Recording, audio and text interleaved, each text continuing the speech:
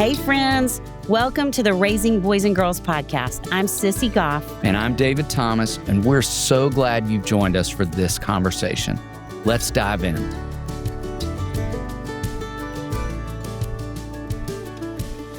We're jumping back in with another episode in our Parenting Personality series, and I have been really excited about this episode for a long time. Me too. This episode is on birth order, and I don't think I've ever told you this, but can I tell you something fun that I love to do? I'd love to hear. So when kids come for their very first visit to Daystar, we call it an assessment, and we take kids on a tour around the Daystar house. They get to meet the dogs. We get them a snack. We sit down to talk, and we meet with their parents at a later point. And during my time with just the kid, I love to not look at the paperwork, which would inform where they fall in birth order, and try and make a guess. Ooh. I don't want to brag on myself, but I'm going to say that I have a pretty high percentage.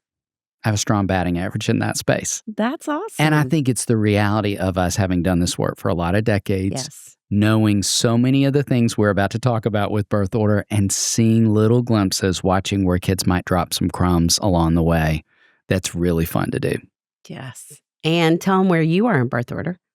I am a firstborn, as are you. Well, I was thinking I'm kind of interesting because I fit in two categories. You do. That's true. Because I was an only until 16. So we're definitely talking about onlys because I feel passionate about only children, have a lot to say about onlys. And now I'm the oldest. And I think I've taken on all of it.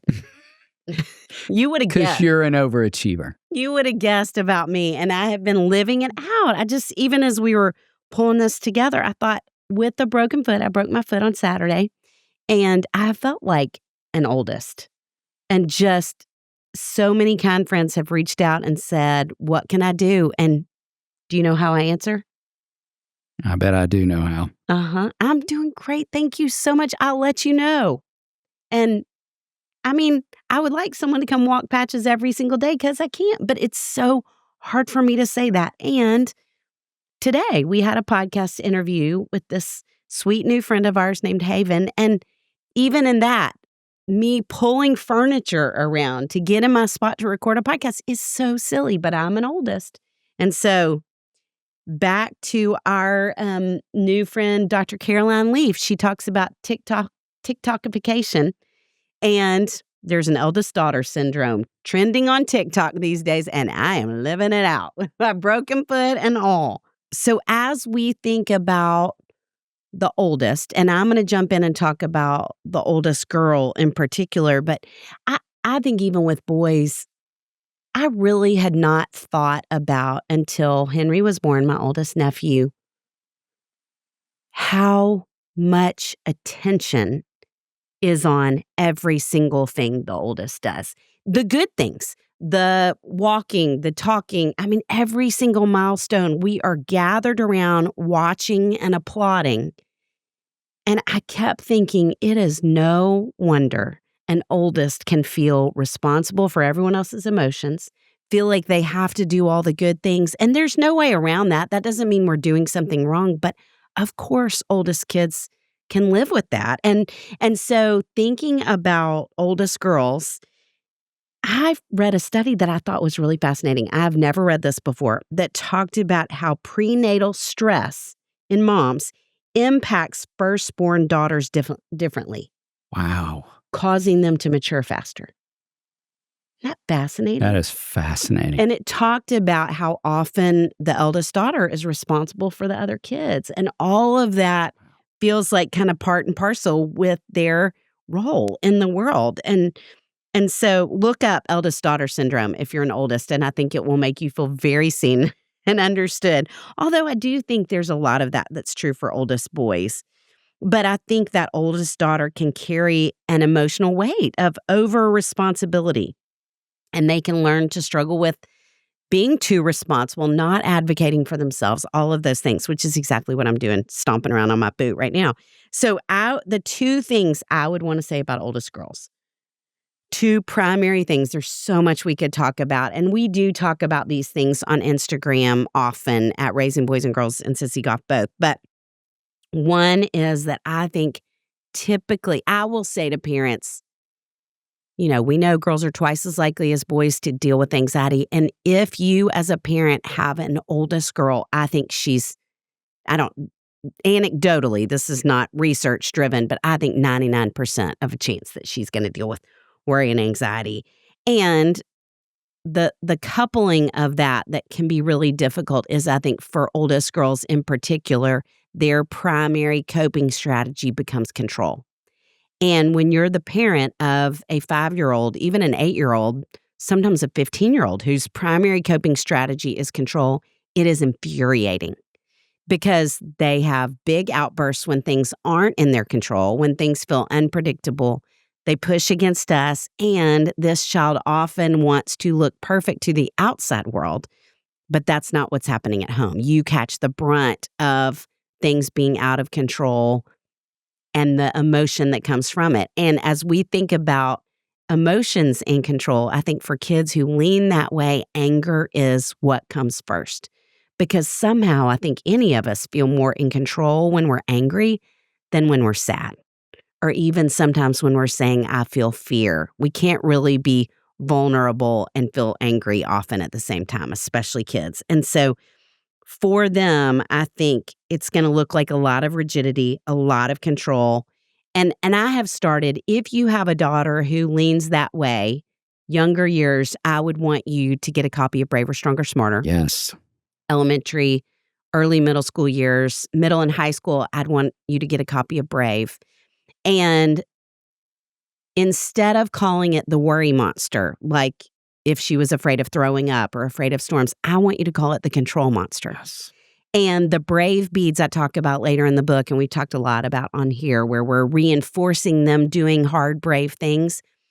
I want you to reinforce flexibility, reinforce regulation at times that she's not in control, and say, I watched you beating the control monster. You've been talking back to him in the best way. And here's a brave bead, because I want her to learn that it's brave to not always be in control, because hello, adulthood. That's where we're going to have to live so much of the time.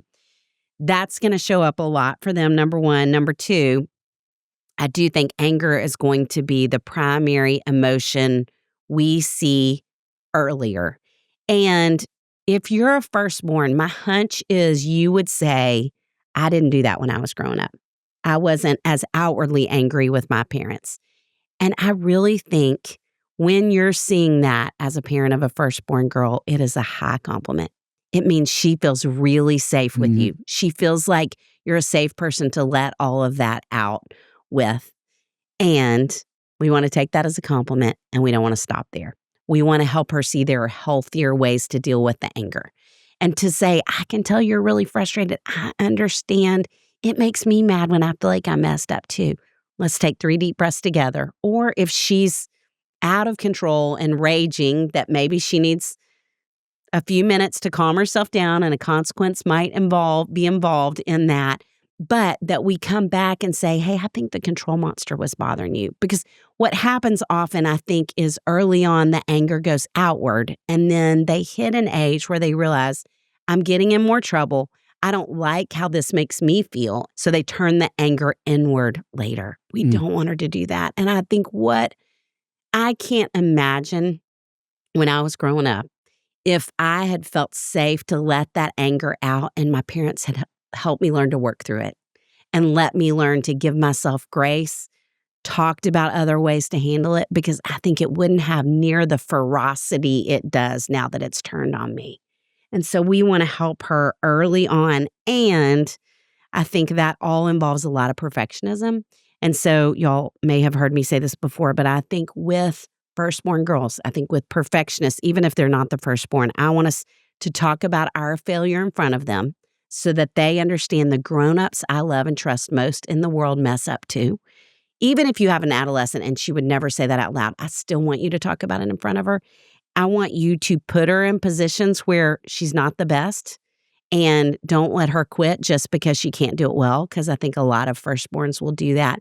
And I want you to do things as a family that no one can do well together. All of that is just going to strengthen that muscle of flexibility, of understanding a growth mindset that failure is an opportunity to learn rather than a reason to be really angry with myself, which I think is where firstborns so often go. So good. Talk about firstborn boys. I will, and I want you to listen throughout our conversation about the positions in birth order of the commonalities between boys and girls. So I want you to be applying so much of the wisdom of what you just heard Sissy speak to as you think about firstborn boys, and be listening for the overlap in some of what I'm about to share. In fact, some of the words most commonly associated with firstborns in general of both genders, think on what you just heard Sissy speak to, and all these things I'd say to be 100% true about firstborn boys. Achieving, reliable, conscientious, structured, cautious, and last word, controlling. I feel very convicted by everything you just said. Same.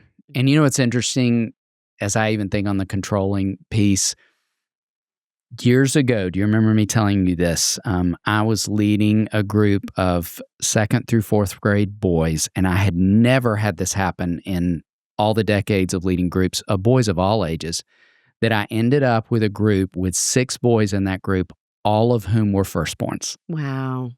And it was fascinating to watch the way group played out just with that kind of presence. I've never had so much tattling happen in one group in my lifetime. In fact, I jokingly referred to it in-house as the little sheriffs. I mean, they were policing one another over everything.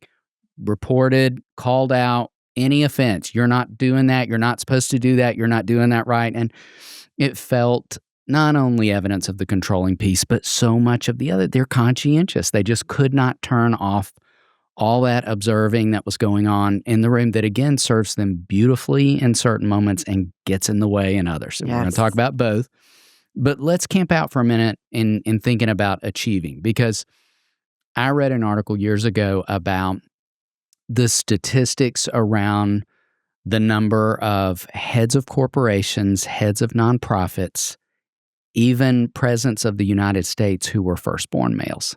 Wow. And all the evidence of this high-achieving piece, that the article went on to talk about how firstborn males are so much more vulnerable to carrying stress, experiencing anxiety, and depression. So it's like two sides of the same coin, you know, with all this achievement on one side, all this pressure, as Sissy just talked about a minute ago with girls. It's 100% true with firstborn boys on the other. And I believe that is such a valuable conversation to have with firstborn boys all throughout development. I don't think that's a one-time conversation. I want you to be talking about, I call it the firstbornness conversation, where we're reminding him of all these incredible God-given gifts and all the ways that he shows up with those in the world, and also where he is more vulnerable to a lot of what I call overthinking, overreacting, over-responding, we can fill in the blank with a lot of things that are evidence of that other side, that I want him to be developing all kinds of awareness to that happening. So, for example, I've lost count, and I'd be curious if this has been your experience too, with a number of firstborn boys I've sat with over the years who, you know, would come back in for an appointment one week and I would say, "Hey, how did the track meet go?" To which they'd respond, "I didn't set a PR." As if that's the objective. Every time you run, I've got to set a personal record. Olympic athletes don't even do that. Or firstborn boys who are preparing to take the ACT who will say to me, "I've got to make a 36. Do you know the percentage? I often will say, do you know the percentage of people who make a 36 on the ACT? How small that is? But what they're doing is assigning perfection as the standard, not excellence, not even doing my best, like just perfection in some place, which is where I would say the second thing I want you to be thinking about with firstborn boys is helping them separate out identity and performance, which I think is a universal male struggle. I think we tangle up our performance with our identity all over the place. In fact, I think most men in this world meet someone and lead with the question of, what do you do? They don't think to ask, tell me about your life. They don't ask anything about their family. Like, that may come up in conversation along the way, but the most important thing to know would be what work they do in the world. Now, that's an important part of my world. It's something I love. It's something I'm passionate about and proud of.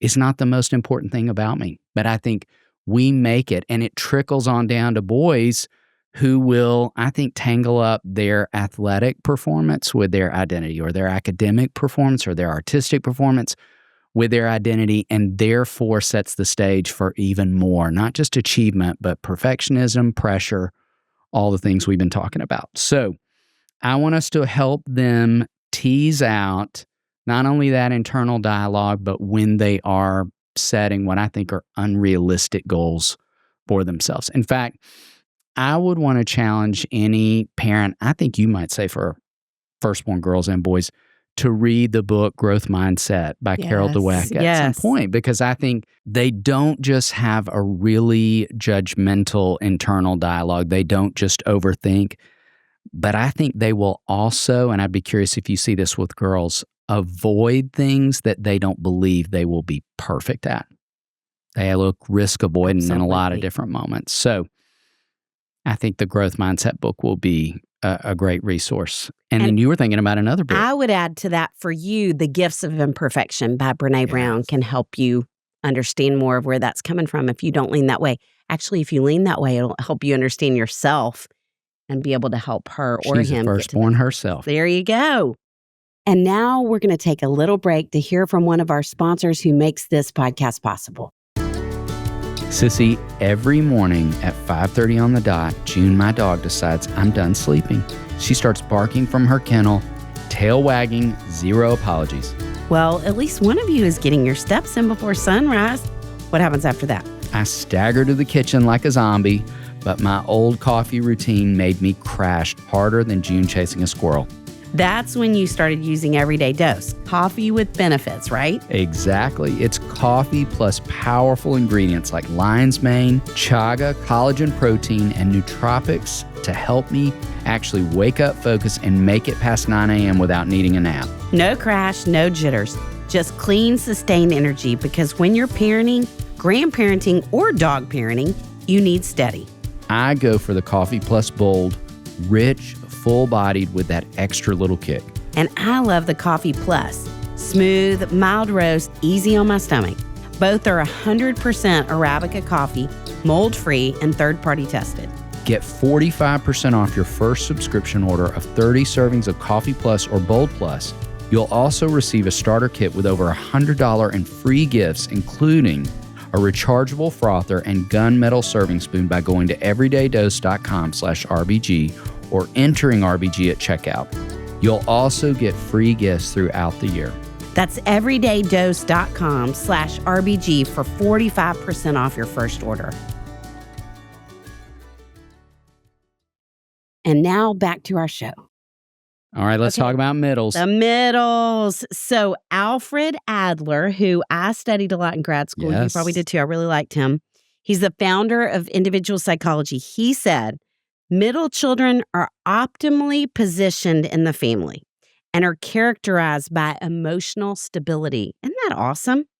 And I read an article in The Guardian that said that middle children are more honest and humble than their older and younger siblings. How's that for some good news about middles? That is. I love that. And everything that we read in the research, but is certainly true in our experience of counseling kids, talks about how they're more flexible, they're more mild-mannered, they're more agreeable. The oldest child doesn't let them do anything but be flexible and agreeable and more mild-mannered because they're running the show. They also can have great negotiation skills, be adept at reading a room. There's so many gifts of a middle, and they can get stuck like any of us can get stuck in our birth order. And one of those places is needing to prove themselves. And so a couple of things I would think about. Most middle girls I've counseled, because they're going to be very focused on the emotional piece of it and how that impacts relationship. Most middle girls I've counseled feel like no one understands me. And they often act out as an attempt to get the attention they feel like they're lacking. So we want to be aware of that. And two things I would say that she needs specifically. Mary Pfeiffer is a psychologist who wrote a book years ago where she talked about the need for girls, and I would add especially middle girls, to have what she called a North Star. that it's something she doesn't have to feel like she is the very best at whatever this thing is, but something that she hangs some degree of competence and confidence on. And I think often oldest girls I counsel will typically gravitate towards sports and academics. Those are the two places they really like to shine. And I have a lot of middle daughters who find their place in acting, in drama, in music, in more of the art spaces. So if you're having trouble helping your daughter find a North Star, that could be a great place to start. But she needs something that she feels like she can do and feels some confidence in that's different than her sisters.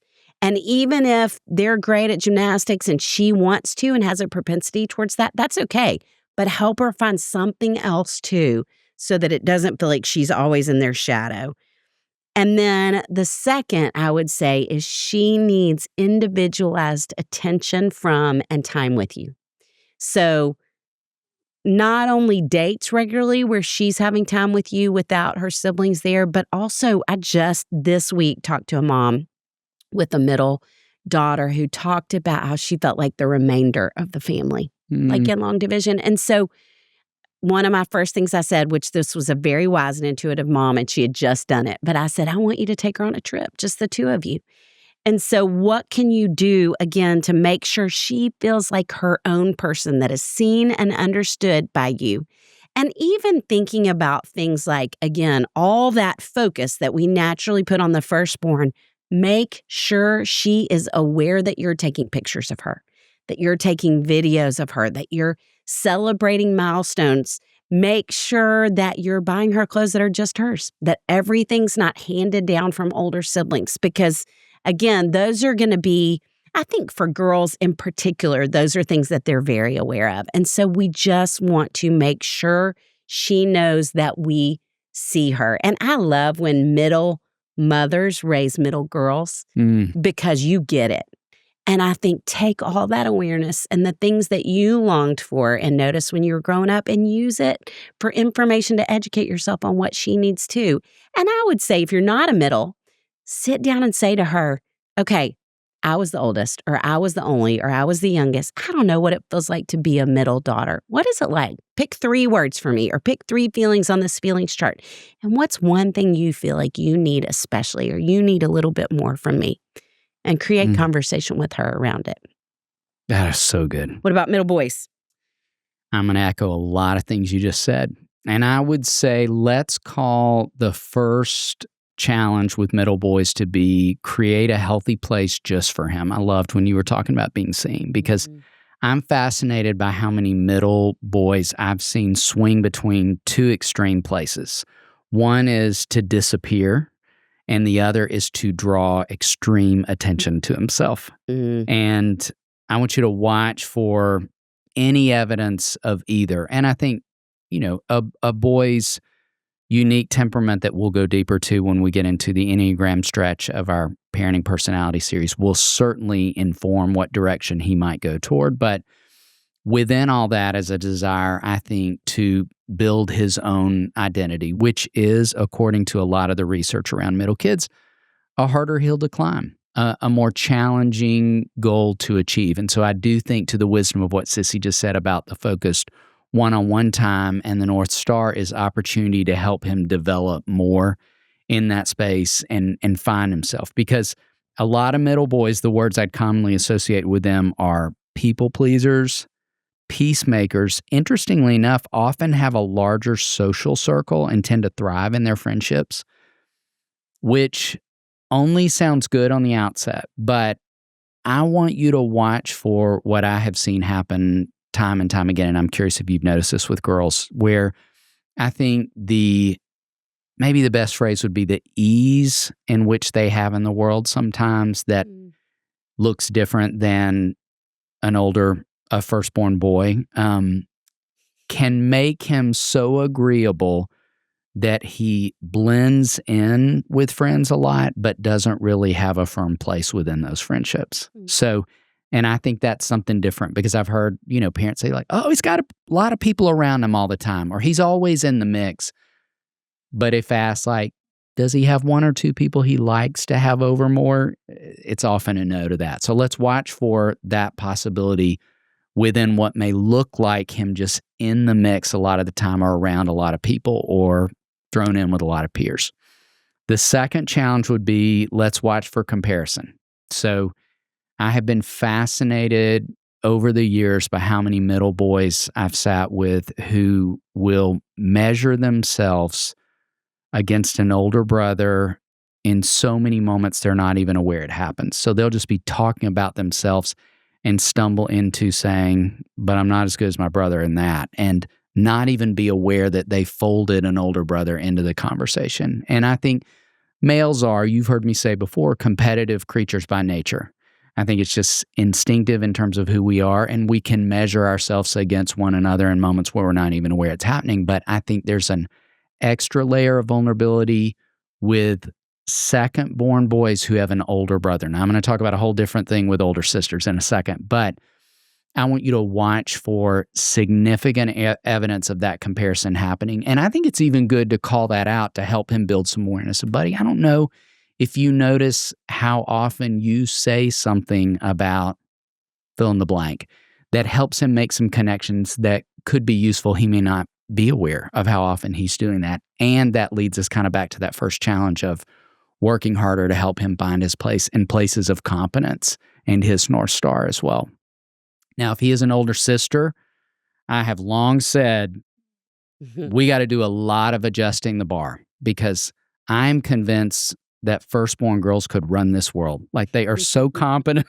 They are so they certainly gifted. Run their younger brothers. Hey? And we're going to have to adjust the bar, not just boys and girls are different, not just that she has unique strengths and he has unique strengths that are different, but so many exceptional things about firstborn girls that we just got through discussing, how high achieving they are. You know, one of my funniest memories of this, because that's the dynamic in our family, we had a firstborn girl and then twin boys. And I can remember my daughter being a senior in high school, and she would periodically come home and say, hey, I just wanted to let you all know you're going to get an email about a scholarship I applied to today, and you have to sign a form of some kind. Well, I didn't even know the scholarship existed. I certainly didn't know she'd been thinking about applying for it, but it was all this evidence of just chasing down opportunity that I think is so common with firstborn girls that was extraordinary. And my wife one day said, I just got to say, I thought the whole college process actually was going to be harder, but it's been way more manageable than I ever dreamed it would be. And I said, well, you enjoy the ride right now, because behind our firstborn daughter are some boys, and we might have to drag them through the college process.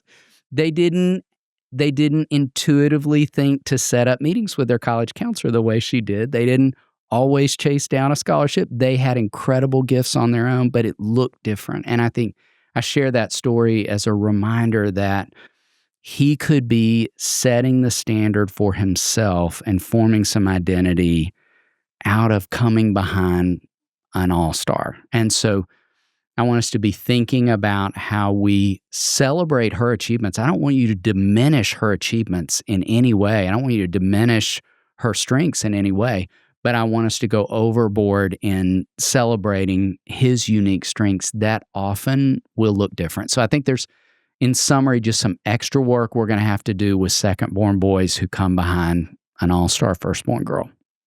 Should we talk about youngers? Okay, as we start to talk about youngers, I just had this memory of a family that we worked with. I think we were both early on as therapists with an older daughter, middle son, and a youngest girl.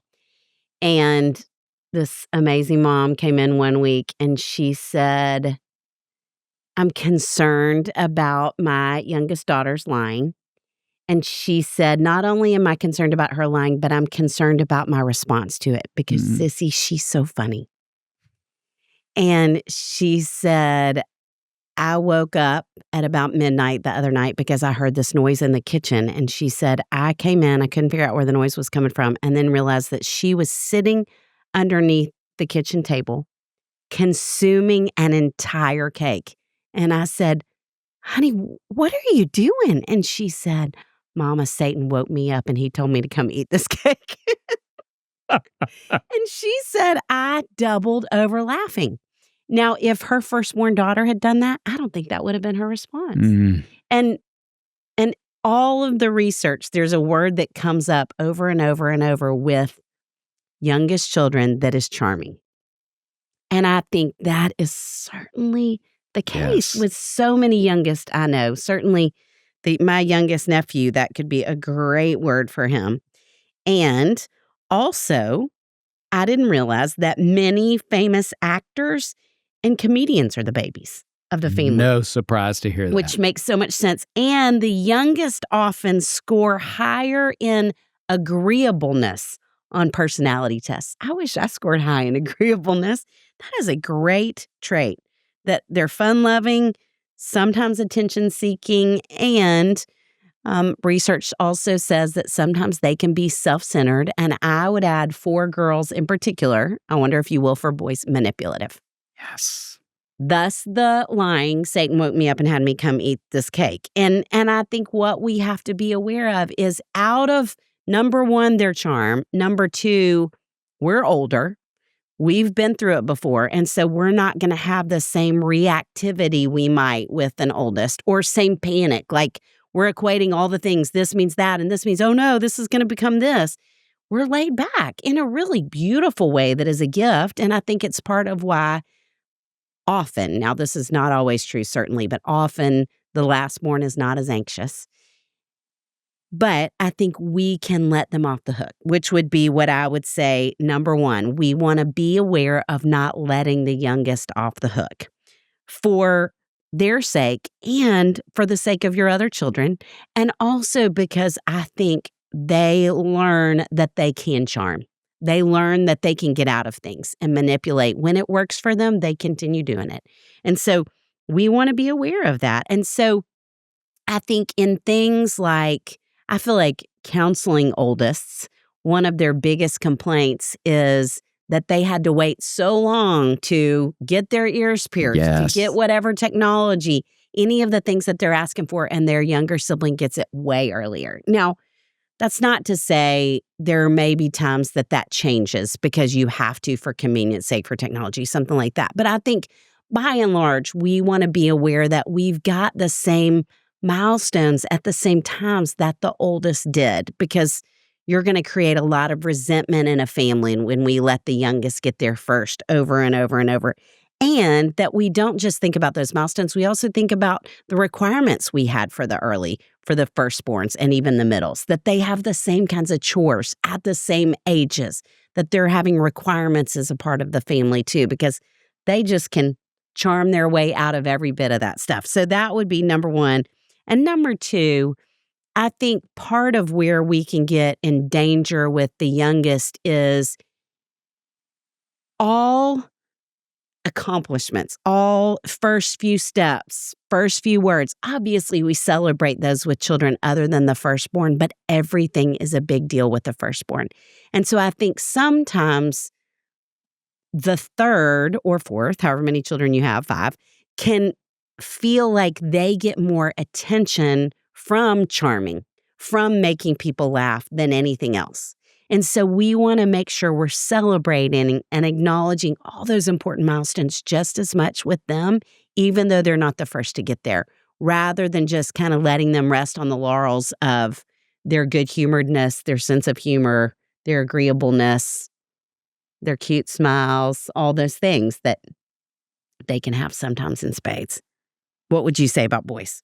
It is so much fun for us to have not known what the other person was going to be saying and how aligned our thoughts are in the space, which just confirms the observations on top of the research in this space with birth order. So I would say my 2 challenges with youngest boys would be, the first would be, and we'll unpack these in a second, I want you to hold boundaries and I want you to have expectations. So it's fascinating how much it aligns. And as we think on the first of holding boundaries, let's first just say, here's some words I'd associate with youngest kids, and every one of these, again, being true about youngest boys. Fun-loving, uncomplicated, manipulative, as you said, charming, outgoing, attention-seeking, and sometimes self-centered.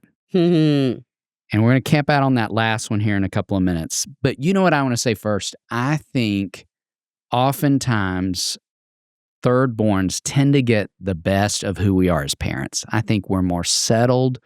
We found our footing. We have learned to let some things go that we took up every time around with firstborns. Yes. That is fun to sit with parents who have a thirdborn and to see the evidence of where they can bring that to bear in parenting all of their kids by the time a thirdborn comes around. Now, the other thing we might see and often hear reported, and we have a hilarious friend who told us this story one time. She had two older siblings. She was not only the third, but there was a little space between the second and third, and she was a surprise. And so her parents were in their 40s when she was born. And she said, by the time they got around to parenting me in adolescence, they were just tired. And that is often the case that would give way to some of the things that Sissy just talked about that could make holding boundaries and having expectations that much harder. So I want you to think about what it would look like to require the same things we know to be important for firstborns and secondborns and thirdborns and beyond in terms of boundaries and expectations that, as we've said repeatedly over time, they create security for kids. So in thinking about the having expectations, I'm fascinated by, and I'm going to use a word you used in a few minutes, how often I have come across families who have a first and second-born girl and then a third boy. Or three girls and then a boy. I've encountered a lot of families who have four and the fourth is the only boy.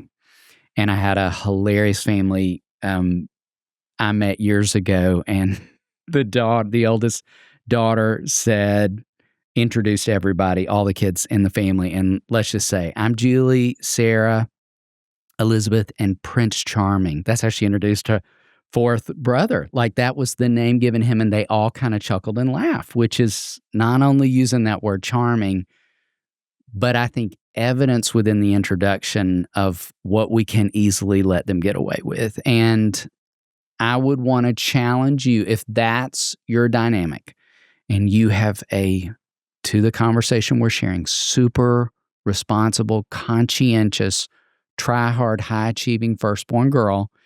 And then she has a middle sister who might fit a lot of things that we just talked about. And then a brother who can be more of a mascot than a sibling, that we don't require things of him. You've heard Sissy and I tell a story of a mom we had a conversation with who realized in her adult life that she was still making her lunch in high school, but her mom was still making her only brother's lunch. Like all the girls in the house were required to make their own lunch, and the mom was still doing it. And not assuming the lunch story would be playing out in your house, but I do want you to be thinking about where we might be letting go of boundaries, letting go of expectations, and not having requirements that simply don't serve him well within the context of your family now, and certainly won't prepare him well for all of his future relationships. Two things I want to say, thinking about all this. Number one, that I remember studying this in psychology in college, that a 7-year gap resets birth order. So that's important to note as we're thinking about spaces between kids, but also that all of this is variable, that there are a lot of second-born daughters who take on firstborn girl personalities, that there Absolutely. are often different things going on within a family that kids can flip around in terms of their responsibility, their whatever it is, birth order-wise. We know a fourthborn who acts like a firstborn. She's so exactly unbelievably right. responsible. So responsible, So conscientious. all the possibilities are there. Yes. Okay, so let's talk about only. And I think that's part of what made me think about it, is that for me to be 16 years older than my youngest sister, who has every bit of the responsibility and conscientiousness of an oldest or an only as well. And she had older parents. And so it's just a different experience, whatever birth order you are when your parents are older. And so one of my favorite stories about Kathleen is that my mom, who was 43 when she had her, took her to the jewelry store one day and sat her up on the counter. Kathleen had this awesome lisp when she was little that I loved. It's really fun when your name's Sissy and your little sister has a lisp. But anyway, she was at the jewelry store with Mom. Mom put her up on the counter, and this woman walked over to her and said, "Honey, you are so cute. What's your name?" And Kathleen said, well, my real name is Kathleen, but most people call me Sweetheart. And I think Kathleen is still very much of a sweetheart today. It is a great word to describe her. What a delightful human she is. Nobody would have said that about me. I hope I was sweet, but I had an intensity that she didn't, I think, as an official oldest. So anyway, only girls are typically very mature. They're leaders. They're conscientious. There are a lot of really great things. And two things that I would lean into hard that I really wish that I had had more of when I was growing up. One, my parents did a great job of having my friends with me. I got to have friends over a lot. I got to take a friend on a trip, which was always really helpful. So they did a good job of letting me socialize, and I think that's really important. And part of the benefit of that is I think they only need as much practice in relationship as they can get. And it is only when you have her friends over or you are the one who drives on a school field trip that you're going to see her in relationship to others. When there are siblings, that happens naturally. Otherwise, we're not going to necessarily know the social skills she needs to lean into with a little more intentionality, or that we need to help her grow a little bit more. And so, number one, she needs to practice in relationship a lot. She needs to learn to work through conflict. She can become isolated. I think onlys can get really isolated and feel lonely a lot. And their friendships are going to be so important that anytime we're investing in their friends, that we're investing in her relationships, having them over, all those things, we're really investing in her. So number one, she needs a lot of practice, and practice is helpful when we're around and we can watch. Number two, I want every girl to be on some kind of team sport that's an only. That's what I wish I had done. I only wanted to do individualized sports on purpose because I didn't know how to disappoint other kids. I didn't know how to stand up for myself, which are built-in sibling experiences, and they just weren't mine. And I would have loved, no, I would have hated, but it would have been so good for me to miss the goal and to realize that my teammates still liked me. I think I'd miss goals easier today. It would have been so good for me to have to stand up for myself. I think I still struggle in those places. So having them learn to advocate for themselves and disappointing others, team sports, I think, are a great vehicle for that for onlys. That's great. What would you say for only boys? I want to talk about the struggle with centering themselves and the struggle with pacing. I'll talk about what both those mean in just a minute. But I want to first say that I have experienced time and time again that only boys have a well-developed vocabulary. They are often amazing conversationalists. They're great with adults. They tend to have a strong vocabulary. Some of the neatest young men to have conversations with that I have enjoyed over the years. And I don't want to say what I'm about to say, but it's important to talk about. And you know what's interesting? I'm wondering if this might be a moment in the conversation where we have had different experiences unique to gender. Because I have encountered a lot of only boys who tend to center themselves in the story. And I think that is a bit of a male struggle in general. So I think it can simply be a struggle for all boys that might get furthered for only boys in certain ways. And I would wonder out loud with you if it doesn't happen quite as often, because I just don't think females center themselves in the story so often in general. And so I wonder if that's not happening more. And knowing how universal I think that can be for boys, I think we have to work overboard to remind him that he is not the only pebble on the beach and create opportunities where he gets to move outward in service to others. I have missed over the years a shift that I have seen take place where early in my work, I saw a large percentage of boys who were engaged in scouting, Cub Scouts, Boy Scouts, moving toward their Eagle Scout, where I'd have to think back really hard to the last time I could remember a boy even talking about getting his Eagle Scout. And that organization is all about community and service and being aware of the needs of others. And there aren't a lot of contexts that create as much opportunity specifically for boys in those ways. So don't at all hear me say that's the only context, but I think it is an invitation to thinking about contexts where we can make sure that's happening, in particular for an only boy who may have a little more of a struggle in centering himself in the story. It's interesting for you to say that because I don't think girls typically write themselves into the center in as much of an ego type of way, although I think I certainly have known some that do, but I think where only girls can is in a caretaking way. And so I would want to say, and I think oldest do this for a period of time, but then there's another sibling that comes along. And so they don't feel the sole responsibility, but I think a lot of only girls can feel like it is their job to take care of their parents, to set the tone if someone's struggling, to be the center of the happiness hub, that I make things fun, I make people smile. And so I think it's really important. I'm so glad you brought that up because I would say if you have an only daughter, I want you to think about making sure that she knows that you have sources of life and enjoyment apart from her, because I think that can create too much power for her and then end up creating resentment for her within the family. And when you're going through seasons of struggle with an only, to be especially aware of her feeling pressure to rise up and take care of you. And we talk about this so often. It's so good to see you grieve, but to say, honey, I am sad and I'm going to be okay. So she's seeing emotion on you, but she knows it is not her responsibility to make everything okay. That is I think great. we want to be aware of that. That is great. Thank you for making me think of that. Oh, you're welcome.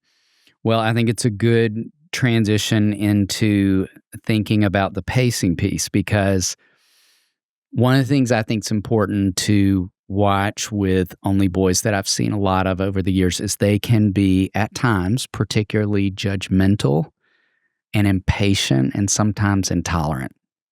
And I think it becomes even trickier territory around middle school when, generally speaking, most of their peers are going to be knuckleheads. Most middle school boys, late elementary, middle school boys are just kind of knuckleheads a lot of the time. And I have seen a lot of only boys get really frustrated and intolerant and sabotage themselves in relationships at times, even while simultaneously desiring those relationships. But all the different ways that impatience spills out, that to Sissy's great point a little bit earlier, those built-in opportunities with siblings, that you're just going to have to deal with a lot of annoyance with a younger sibling and a lot of listening to them report about their day and waiting your turn and sharing the TV, all the different parts and pieces that he just simply doesn't have that same practice. So it's understandable where that would come from, which kind of ties us back to that first idea of even creating context there where he has a lot of opportunity. So I had a parent in the spring who said to me, he's been so frustrated when he came home from summer camp the last 2 years, I'm thinking we probably just shouldn't do it this year. To which I pushed back and said, I want to challenge you. Actually, I think that frustration's so good and helpful. And the context for growth that I think helps support the struggles you've described to me he experiences in the school year with friends. So no, I want him to be in a cabin, a smelly cabin that's hot with a lot of bunks and opportunity for him to have to deal with the knuckleheads, because extracting him from those contexts will eliminate the opportunity for growth, really. And so it was this rich conversation where we could think on the benefits of the frustration, which is in keeping with so much of what we have been talking about lately. Dr. Susan David says discomfort is the price of admission to a meaningful life. So we want to give these amazing only kids a lot of opportunity for discomfort that leads to good growth. And I would lastly just say, what I often see happen for those boys in the later high school years, and certainly by college, is that once a lot of their male counterparts have caught up emotionally and socially, it's not as frustrating in that space. So I don't think this is necessarily an ongoing thing, but I would argue in particular between the 7th and 10th grade years, that's a tricky stretch of development for boys to navigate, waiting on their peers to kind of grow up around them when they have, a lot of skills of guys beyond their years. So we're really hopeful thinking in these ways is helpful as we think on the role of birth order and parenting personalities. Growth and grace. We'll just keep Growth circling and back grace. to opportunities for growth, and understanding helps give us grace. David, what a team we have that we get to call friends who help make this podcast possible. Chris Starrett, our engineer, Our management team at KCH. and we are thrilled to be a part of the That Sounds Fun network. Our music was created by the insanely talented Dave Haywood of Lady A. And if this podcast felt helpful to you, please consider subscribing, liking, sharing, all the things. We are grateful for you and cheering you on always.